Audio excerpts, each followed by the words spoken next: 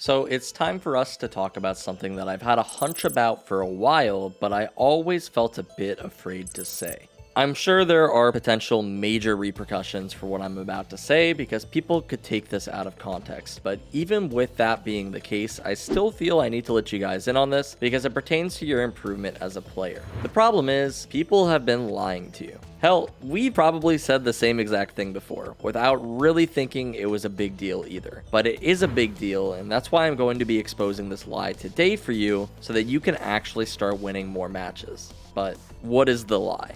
Well, to explain that, I need to first explain the series that I've been working on over the past month. I've constantly seen comments on this channel saying how our tips don't work, nobody listens to me, and while I never believed that was the reason these players were actually losing matches, it's still something that I had to explore. I wanted to figure out how I would climb if nobody listened to me ever. That's why I created a brand new account and decided to mute comms completely. I couldn't talk to my teammates and they couldn't talk to me. Since I couldn't talk to my teammates throughout the matches, I instead talked to you guys. I recorded every single match that I played and talked viewers through my thought process and why I was making the decisions that I made. You're able to find the climb in its entirety over on the SkillCapped website with all of the secrets you're looking for on how to climb out of any rank in the game. The whole site is backed by our rank improvement guarantee, so if you don't improve while using our service, it's literally no risk. I highly recommend checking this out because this is by far the best way to see what it really takes to climb out of any rank in the game. But the big thing that this climb taught me, as controversial as it may be, was that communication just doesn't matter in matchmaking. Maybe you could make the argument that it matters at the highest level of lobbies, but anything below Immortal, it may be a hard pill to swallow, but comms from your teammates are going to be near useless. That's the hyperbolic statement that I want to say anyway. When I'm reading hundreds of comments of players telling me how the tips don't work because people won't listen to them, that's what I want to say.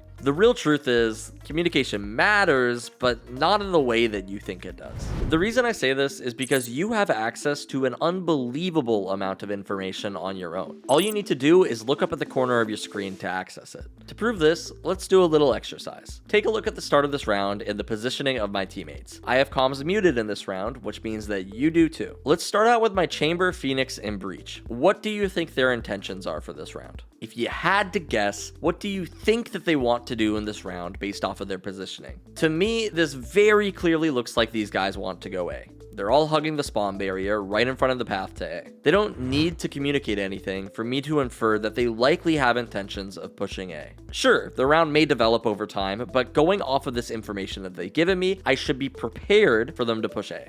This means I should have stars in place in case an execute does happen, and if it doesn't, I can always pull them back. Not all controllers have this ability though. So if you're playing somebody like Omen or Brimstone, you need to make sure that you position in a way where if they start the execute, you'll have the ability to quickly drop smokes and continue whatever you're doing. Since Astra is a very good lurk agent, that's why you'll see me positioned over here towards mid, because I can assist my team from afar while still getting value elsewhere in case their execute doesn't work out. But there's one more player on my team that we haven't talked about yet. So now let's take a look at Sage. What do you think her intentions for the round are? To me, I have no idea of what she thinks her intentions are, but I have a pretty good guess of what is going to actually happen. She's likely going to walk around and do jack shit. The reason for this is because Sage isn't really an agent that is going to do a whole lot alone on offense. She has no info gathering abilities, she has no global utility that will help her with lurking, and she has no flashes to force people off angles and create pressure.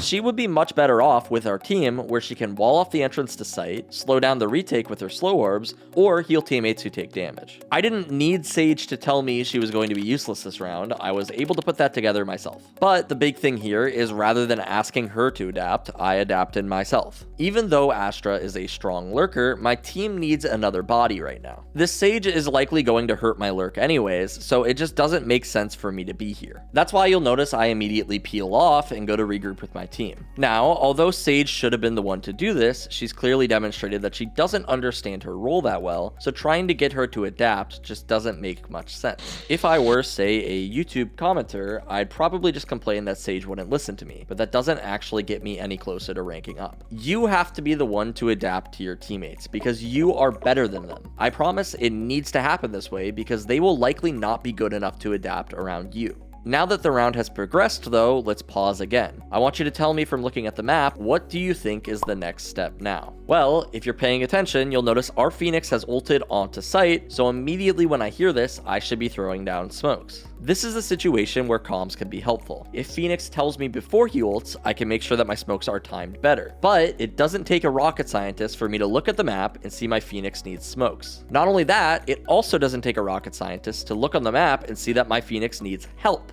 He just ulted into site solo and everyone watched him. Breach ran away, Chamber was too afraid to push up short, and that's why you'll see I quickly try to run up short and catch up to him. Because right now he's trying to make a play and I want to back him up as much as I possibly can. He didn't say anything to me, he didn't ask for help, but your fundamentals should tell you that if you see your teammate pushing into a site, that should be a red flag that you need to go and help them. Throughout all of this chaos, we were able to take site and set ourselves up in a 3v2. Now, I'm sure this sounds really difficult for some, but it actually is super easy to simplify. Take a look at this round that I'm starting out on mid on Icebox, and it's pistol round. I like lurking mid on Icebox when I'm playing controller because you can establish a lot of map pressure with just one simple smoke. This is also a great position to pick up kills on rotators or even just gather information, so this is something I do pretty much every single round, regardless of what my team does. Just to keep this on the topic of communication, I don't particularly care what plan my team has in mind. In fact, I would argue that comms could actually damage my ability to improve in these situations. That may sound wild, but the reason I might say this is because it's very important that you're constantly practicing the same strats in your games. The more you repeat the same plays and play the same positions, you'll start to learn all of the timings of that position and how to react in certain scenarios. For example, something I had adapted in my play this round is that I placed my stars before the round for my team to make sure that I could spend the least amount of time possible in Astral form. In the past, I would wait to place my stars, as you may have seen in the Haven game, and it had resulted in me getting unlucky timings in mid and getting killed. But because I relentlessly made the same play and same decisions, I'm able to refine my play game after game. Now, this may seem silly, but think about it this way. How many times have you had a teammate backseat you? It's annoying. They're telling you how to play the game, and frequently the things that they're telling you to do are just flat out wrong. If I go mid enough, I can figure out for myself when I should go mid and when I shouldn't. I don't need little Timmy to make that decision for me. Now that we've gotten that out of the way though, I promised that I wanted to simplify these comms things for you, so here it goes. Right here, I see my teammates pushing onto A site, so I activated my stars. I was making sure to glance up at the map every few seconds because I knew that I would have to smoke soon. There are two reasons I normally look at the map. The first is that I have nothing else to do. If I knew that nobody could swing me, I'm just going to look at the map because there is simply nothing else that I can do. In this case though, it was possible for somebody to swing me and I was still looking at the map. This means that I'm looking at the map for the second reason, which is that I was looking for a specific piece of information. In this situation, I was looking to see when my teammates go in because I have a job for my team. Although I'm lurking right now, my job is still to place smokes, so I just want to make sure that I do that. I can do this without comms. All I have to do is look at the map, and right before my teammates expose themselves to these angles that I'm smoking, I activate them. And the map is always going to be the key factor here, because if your teammates aren't communicating with you, the only way that you can play off of them is by looking at the map and observing how they're positioned. To showcase this, let's run a thought experiment. As I'm running over here towards A site, we're going to blur out my map, and I want you to think of the decision that makes sense given what's on my screen right now. Without looking at the map, it's probably going to be pretty tough to make this call. Our spike is on site, so it probably makes sense for me to push in here, and even though I see my Reyna is running away from site, I'm not exactly sure why, until you remove the blur on the map, and now we can see our chamber is all the way through their spawn, and rotating towards B will almost guarantee that we win the round. Maybe it would be helpful for Chamber to say something here, but I don't really need him to. I know that when I see my teammates in their spawn, it's probably a good idea for us to rotate. And let's be real, how often are your lurking chambers ever really going to say anything anyway? Probably not very often. But by accepting responsibility for the round myself, I'm able to make these decisions and actually improve my own gameplay rather than just praying that I get good teammates.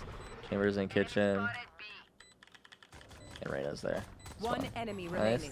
I'm so glad that Reyna won the fight. And that's the key thing that I want to touch on that was basically the theme of this whole series. Responsibility. Because all I hear from these comments of people blaming no-comm teammates is them just trying to deflect responsibility. But while they're busy deflecting, you can be getting better. Pay attention to where your teammates are positioned and how you can best assist them. Pay attention to where the enemies appear on the map and try to figure out how you think that they will rotate. You need to do this because this is how you become more aware. I don't ever want to hear players blame their teammates for not communicating something that they could have figured out themselves. This isn't to say that comms aren't valuable. Say for example, your teammate dies on flank and doesn't say anything. Because of this, you get shot in the back of the head and are upset that your teammate didn't call it out. I'm not saying that your teammate shouldn't call that out. Of course he should make that calm. What I am saying though is that if you expect your teammates in matchmaking to have good communication, you're going to end up disappointed every time. You can either sit and complain about it, or you can learn to look at your map more and get better at picking up on that information yourself. Sometimes I hate that Valorant is a team game because people take every single opportunity to blame their teammates. Back in the days of StarCraft 2, when you got medevac dropped, it was your fault that you didn't scout and prepare for it enough. You had no one else to hide behind. It was your fault, and either you could stay horrible at the game, or you could adapt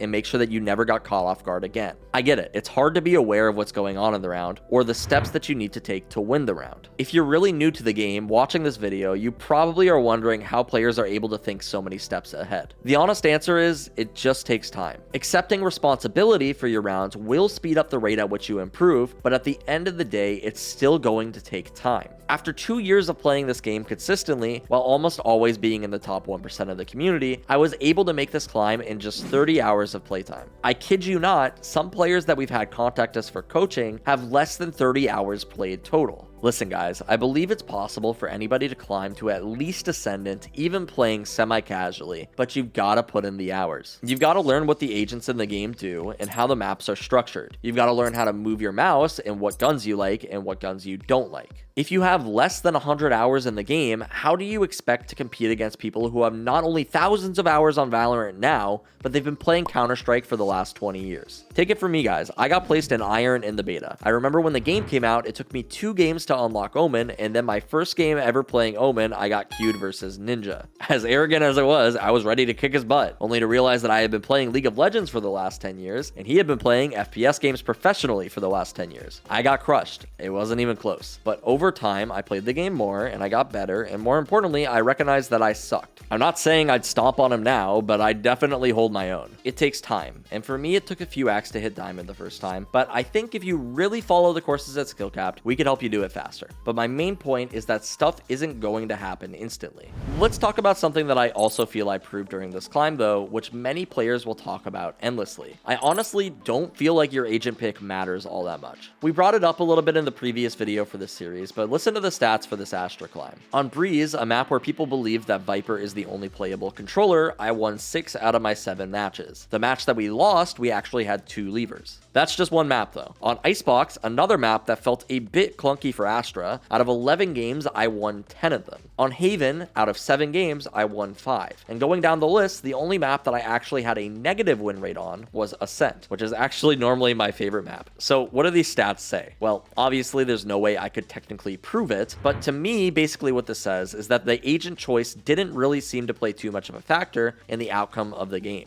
Granted, my sample size was relatively small, but in this case, this was the conclusion that I came to. Don't get me wrong, there are absolutely situations where Viper would have been better than Astra, and just because I went 10-1 on Icebox doesn't mean Astra is my new pick of choice on the map. I'm still going to play Viper. But even despite the agent's flaws on the maps, I was generally able to find ways to play them to their strengths and secure a round win. You could of course try to make the argument that maybe Astra is bad on Ascent, and that's why I had a negative win rate, but that doesn't even feel like a true statement to me. You will see plenty of pro teams run Astra on Ascent with great success. What my negative win rate on Ascent says to me is that maybe I don't really know how to play Ascent all that well. And I think that's the key difference between a top level player and a lower level player. When I'm looking at these losses, I'm thinking about how I could have played it better. I'm thinking about what it is about Ascent that makes the map so difficult for me on Astra other than a map like Icebox and Breeze. I'm thinking about the games that I played and if there was anything that they had in common that I might be able to use to figure out what my issue on the map is. But a lower ranked player isn't thinking about that at all. They're thinking about how they had a teammate in that one game who pissed them off and how they missed a shot during that one gunfight that one time. Good players think about themes and concepts and the reasons that they are actually losing the game, not those individual scenarios. Bad players think about the mean thing that their chamber said to them or the guy who picked Cypher on their team and then no-comped. At the end of the day, you've got to focus on the things that matter, and one of the things I hopefully proved in this climb is that your agent pick really doesn't matter. You can climb with any agent on any map, all that matters is how you play it. Finally though, I feel like the last lie that I disproved in this series is that ranking up is all luck. luck, because it certainly didn't feel like luck when I was sweeping through the ranks. Sure, I had my fair share of unlucky games with levers and DCs alike. I even had games that I just didn't play well enough. But at the end of the day, I was able to make this climb, and I was able to do it pretty easily with all things considered. And if a silly little 24-year-old with boomer reaction speeds can make a climb while playing on Wi-Fi, surely you can do it yourself. That's going to wrap up the series, but once again, if you guys want to view the full climb and how I managed to weasel my way through the depths of ELO hell, I uploaded nearly every single game of the climb in full to the website.